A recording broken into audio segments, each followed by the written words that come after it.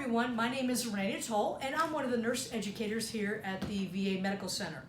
So we're going to be talking about Foley catheter insertion, okay, maintenance, specimen collection, and discontinuation. Just a few things that I would like to discuss before we go right into the insertion.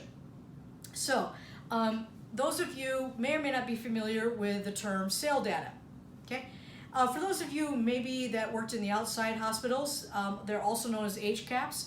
It's basically a way hospitals benchmark each other in a number of different areas. And one of those areas being infection control, okay? And as we know, hospitals are monitoring catheter-associated UTIs, CAUTIs, and also we're going to talk about in this G&O central line dressings.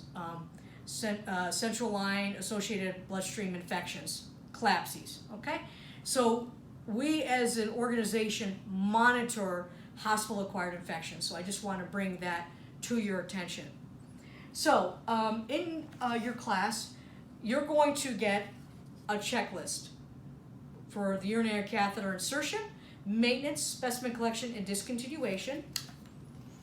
You also will get a Foley catheter tip sheet, which I'm going to go over here in just a few minutes, okay?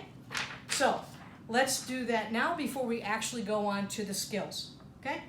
So the reason for placing and maintaining a Foley catheter must be documented, okay? What does that mean? So, number one, you have to have an order for Foley catheter insertion, okay?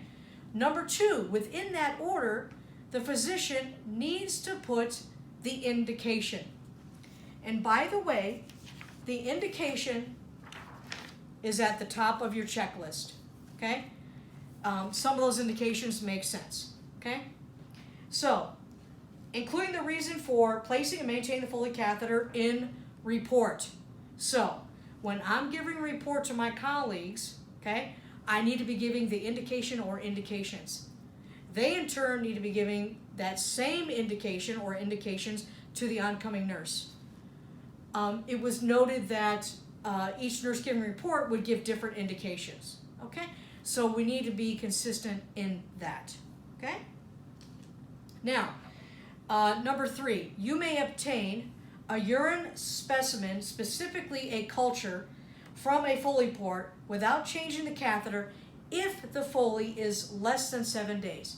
This is per infection control. So, in other words, if Mr. Jones is day 9 of his Foley catheter, okay, in order to get a culture, we are going to have to change that Foley catheter. So that means we're going to have to call the doctor.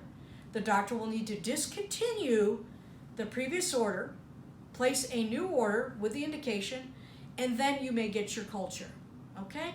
So, if it's over 7 days, we've got to get a culture. If there's any questions about that, please ask infection control. Some other questions that have come up, Mr. Jones comes in with a Foley catheter, and you notice that there might be some signs and symptoms of infection. Do we automatically just change the Foley catheter? The answer is no. However, if you have concerns about this, notify the doctor of infection control, let them know what's going on, and obviously they will need to be put in a new order to replace this Foley catheter. Because remember, if the patient comes in and there's bacteria in that urine and we don't check it, and 4 days later, 3 days later, guess what? That CAUTI is on us. So, any concerns about that? Please let infection control and the doctors know. And the same thing goes for central lines, peripheral IVs. Same concept, okay? So the stat lock used to hold the Foley catheter in place is good for 7 days. And it doesn't matter what kit you're using. Any kind of holder that you're using to secure that Foley catheter, please change it out every 7 days, okay? At the very least. When obtaining a clean catch urine specimen, instruct the patient to clean the area, okay, and then obtain the specimen. Now, preferably, we'd like first thing in the morning and midstream, okay? So just to let you know about that. Please do not get a urine specimen directly into a new Foley, urinal or a hat, okay, directly into the sterile specimen cup, okay? Because there could be contamination in that clean urinal or clean hat from the storage room, okay? So just a few things that I would like you to remember. And again, we're gonna be handing you this sheet. This will be for you for your reference, okay? So now we're going to move on to actual Foley catheter insertion, okay? The whole premise of this is that I should be able to line up 5 nurses and they insert a Foley catheter the same way, okay? When we talk about maintenance, everybody should be doing maintenance the same way, specimen collection the same way, and discontinue the same way, okay?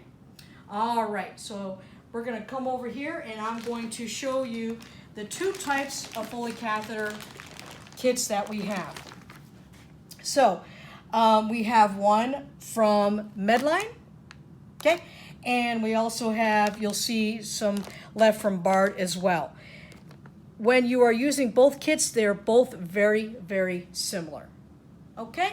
All right, so for today, we're going to be using our Medline, okay? So obviously, we need to have the order. We're going to explain the procedure to the patient and do a little education. Now, when I'm talking about education, I want to know, hey, Mr. Jones, have you ever had a Foley catheter before? Because that basically lets me know how much education, what type of education I need to do. And I want to show you a couple things that are on this kit here, okay? So you've got your size here, okay? And you also, on the back, you also have instructions on how to use this kit. Inside the Bard, they have instructions as well. As you can see, you know your size, etc. on the top. And they both have the indications, okay? All right, so let's go ahead and open up our kit here, okay?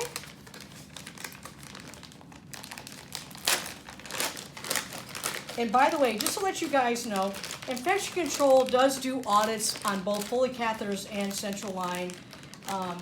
So they are keeping on top of making sure that nursing staff is doing the appropriate things. Okay. Now, obviously, this is a sterile procedure, okay? And so we don't want to turn our back to the field. And I always recommend people bring in an extra pair of sterile gloves. If you are not comfortable with sterile procedure, putting in the Foley catheter, we recommend the buddy system. Okay, we don't want you, doing this by yourself for the first couple times if you're not comfortable. Okay? All right, so let's go ahead and open up the kit and see what we got here. Okay? So as you can see here, you have your patient education here. Okay? You've got it in English and Spanish, etc. Okay? So you can use this for the patient or family, okay? The other thing that I want to bring up is before we insert the Foley catheter, we want to make sure that we do pericare, okay? So I'm going to set that right there for a minute. I'm going to grab my pair of gloves, okay? Now, if your patient is filthy, please use some soap and water because you'll see these wipes, they're not very durable, if you will, okay? All right, so when you first open this up, you can put this on a nice clean bedside table until you're done cleaning, and then you can move it in between the patient's legs. So I'm just gonna move it over for a minute. As you can see, I've got like a little pad, okay? So I'm gonna put this underneath the patient, okay? And then I'm going to open this up, okay? And our Bard kit has 3. This one has 1, okay? So use your good judgment on how clean your patient is, okay? But again, we're gonna go clean to dirty, okay? There we go. If the patient has foreskin, pull the foreskin back, clean. Do not forget to pull the foreskin back forward, okay? All right, so we're done cleaning the patient, okay? I'm gonna take my gloves off here for a moment and continue to open up the kit, okay? Here we go. All right, so as you can see, you've got your sterile gloves and a little gel. So I'm gonna just take these out for a minute. I'm gonna move those right there for a minute.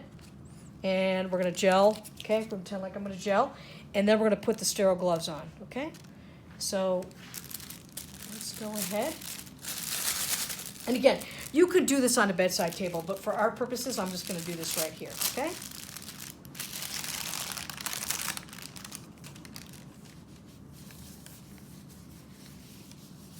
Okay, there's the first one. There's the second one, okay? And then I can just move that out of my way, and then I'm ready to continue to open up my kit, okay?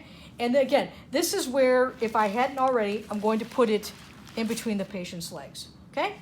Now, you notice I've got one drape. I'm going to be using my second drape here.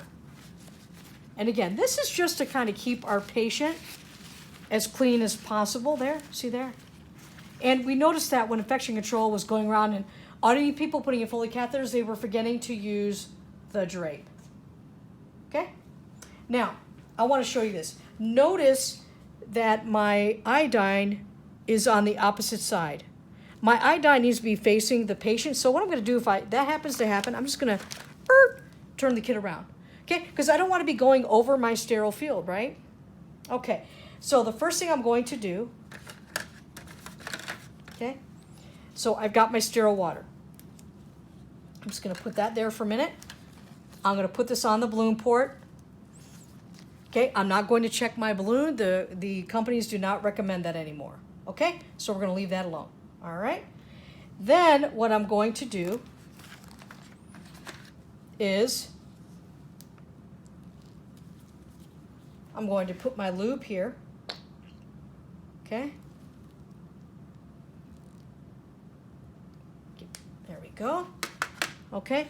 And after I've done that, the last thing I'm going to do is clean my patient, right? Because what's going to happen is I've got my sterile hand and my dirty hand, right? So here we go. In the other kit, what you're going to do is you're going to put the iodine in there first, okay? And then do your lube in that, okay? So before you use this, you notice that there's a sheath on your catheter in both kits. So what I'm going to do is just going to pull that little sheath off, okay? And I'm just going to set it right there in the loop, okay? So that's the last thing I'm going to do before I actually do my cleaning, okay? So now I'm ready to do my cleaning, okay? So what I'm going to do is I'm going to pretend like I'm using one of these, okay? So we're going to use all three of them. So I'm just going to set it off to the side like this, okay? Now I'm committing to dirty hand, right? And I go around 3 times, okay? There's 1, okay? Do it a 3rd time, 2nd time, 3rd time, okay? Now my patient's all clean, okay? So now I'm ready to insert. Now here's the key. As I'm inserting, what I don't want to do is see this sterile hand. I don't want to touch it to the skin. So it's going to be a nice, smooth insertion. Okay? There you go. All right? And I want to just mention something. You're going to go all the way to the bifurcation on males. Here's why. A lot of times the urethra is pretty long, and so there could be little pockets of urine. So I inadvertently get urine. I think I'm in the bladder, but I'm actually in urethra. I go to inflate the balloon. Ow! Hurts the patient. So on males, go all the way to the bifurcation. On females, you get urine, you go 1 to 2 inches more. Okay? Now, once I'm actually in, okay, obviously I'm going to inflate my balloon. Okay, so we'll pretend like we did that. Okay? And then, as you see in both kits, you're going to use the securement device. Okay? And we're going to practice that a little bit more in class, but what I wanted to tell you is it's going to be really on the top of the patient's thigh here. Okay? So you're going to skin prep it, you're going to put the securement device on, and then secure your catheter. Okay? All right? So the other piece that I wanted to bring up is, you see this? You're going to clip this onto the bed sheet, right? Because you want that secured in both places. Okay? And then, of course, in here, this little yellow tag, and in the other kit, it's kind of an orangey color. You're going to date and time your Foley catheter, okay? You're also going to put a little sign out that the patient has a Foley catheter, and you're going to document in a centris. Okay? So that is basically your Foley catheter insertion. All right?